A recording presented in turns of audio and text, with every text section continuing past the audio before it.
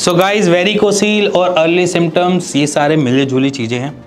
Most of the cases में जब varicocele हमें डिटेक्ट होता है तो हम इतना जोरली या इतना उस पर ईगर नहीं दिखाते हैं एज एन ट्रीटमेंट के लिए या किसी भी चीज़ के लिए। उसके पीछे रीज़न भी है, क्योंकि सबसे पहली चीज़ समझना कि जब हमें अर्ली सिम्टम्स देखने को मिलते हैं उसमें सिर्फ एक बेसिकली हमें हैंगिंग देखने को मिल रही होती है टेस्टिकल्स में, थोड़ी बहुत, वो भी ऐसे नहीं कि बहुत ज़्यादा। और वो यूजुअली हम डेली रूटीन में अगर देखा जाए तो हमारे टेस्टिस जो होते हैं उनमें थोड़ा सा डिफरेंस रहता ही है, और वो हमें ड्यूरिंग समर ज़्यादा देखने को मिलती है, वो एक नॉर्मल सी चीज़ है। बट उसके साथ साथ अगर वहाँ पर वेन्स अगर हमें मोटी देखने को मिल रही हैं, वहाँ पर कोई गुच्छा बनता हुआ दिख रहा है, तो हम एक्चुअली में थोड़ा सा कंसर्न वहाँ पर ज़्यादा हो जाते हैं, क्योंकि ड्यूरिंग माइल्ड ग्रेड या ड्यूरिंग फर्स्ट ग्रेड में हमें ऐसा बहुत ज़्यादा मेजरली देखने को मिलता ही नहीं कि वेरिकोसील में कोई चेंजेस देखने को मिल रहे हैं। इसी के साथ साथ कभी आपको ऐसा पेन महसूस हो कि हाँ पेन हुआ और विदिन 2 घंटे या 1.5 घंटे के अंदर वो सेटल हो रहा है, और यही एपिसोड्स आपके महीने में 1 या 2 बारी हो रहे हैं और बार बार हो रहे हैं, तो इट मीन्स कि वहाँ पर एक रेड अलार्म लग जाता है या रेड अलार्म बज जाता है। यहाँ पर हमें वेरिकोसील के लिए कुछ ना कुछ करना पड़ेगा। अब ऐसा ज़रूरी नहीं है कि वेरिकोसील आप सिर्फ अर्ली सिम्टम्स को ही समझ के करो, क्योंकि बहुत सारे लोगों को बहुत अलग अलग दिक्कतें उससे फेस कर रहे होते हैं, बट वो सारी की सारी रोटेट टूवर्ड्स वेरिकोसील कर देते हैं कि वेरिकोसील तो नहीं है, वेरिकोसील तो नहीं हुआ। तो सिंपली अगर कुछ भी आपको ऐसा लग रहा है, आप सबसे पहले अपने आसपास के किसी डॉक्टर से मिलिए, इस बारे में बात कीजिए। अगर वो नहीं बता पा रहे या आपको वो नहीं सेटल कर पा रहे, सिर्फ पेन किलर ही देकर बात कर रहे हैं, या सिर्फ आपको पेन किलर दे दिया है और बोला है कि आप अगले हफ्ते आ जाना, तो आप समझ लेना कि आपको वहाँ पर टेस्ट की रिक्वायरमेंट है।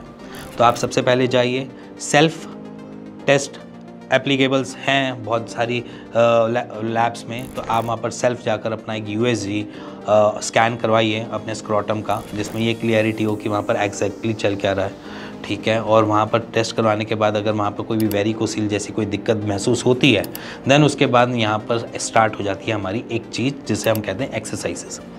एक्सरसाइजेस वो इसलिए रिक्वायरमेंट है क्योंकि जब हम ब्लड के फ्लो के ऊपर ही काम करना है तो हम आज से ही स्टार्ट कर सकते हैं। ज़रूरी नहीं है उसमें आपको ट्रीटमेंट लेने की रिक्वायरमेंट है या आज से ही दवाइयाँ स्टार्ट करो, ऐसा नहीं है। एक्सरसाइज से स्टार्ट करेंगे, और पहली तो बहुत ईजी एक्सरसाइज है, जैसे कि पैरों को ऊपर करना, ठीक है, दीवार के सहारे लगाना, अपने कमर के नीचे पिलो रखना और ईजी हो जाना, मतलब रिलैक्स करना।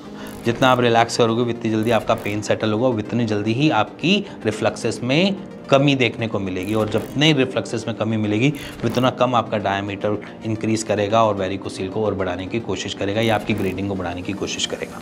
तो इजी है, सबसे पहले इसी एक्सरसाइज से स्टार्ट करो। और कभी भी आपको लगे कि मेरे को कभी चलते फिरते दर्द हो गया या कहीं बैठे हुए पेन हो गया, या फिर कभी कुछ ऐसा लग रहा है कि हाँ मैं अपनी ड्यूटी आवर्स में होता हूँ तो मेरे को पेन हो रहा है, तो अपनी डे टू डे की रूटीन में डाल लेना कि आपने 3 बार ये वाली एक्सरसाइज को रूटीन में लाना है। सिर्फ 5 मिनट देना, इससे ज़्यादा भी नहीं मांगता मैं आपसे।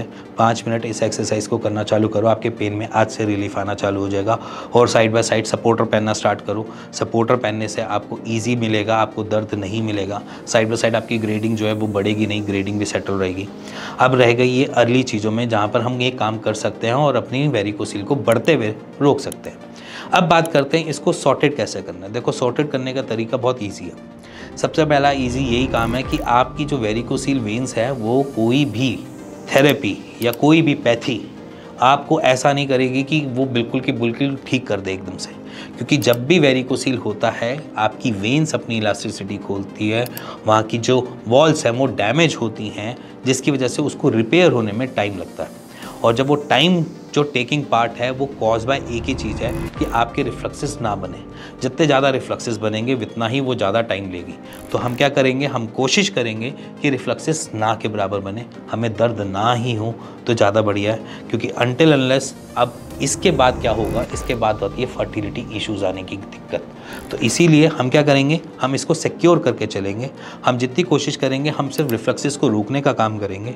एज एन ट्रीटमेंट में भी हम यही प्रेफरेंस देते हैं कि आपके रिफ्लेक्सेस ना के बराबर बने, वहाँ की इन्फ्लेमेशन जो हुई हुई है उसको सेटल किया जाए, जिससे आपको ईजी हो और आपकी डे टू डे की रूटीन में कोई भी बाधाएं ना बने, और आपके वेरिकोसील आपकी फर्टिलिटी पे कभी हैम्पर ना हो, और आपकी जो वेरिकोसील है उसकी वजह से कभी भी आपको एट्रोफी फेस ना करनी पड़े, एज इन टेस्टीज में देखने को मिल जाती है। सो ईजी है, घबराना नहीं है, परेशान नहीं होना, बस उसके ऊपर थोड़ा सा काम करना है और सोचना है कि किस तरीके से मैं इसमें से बाहर निकल सकूँ।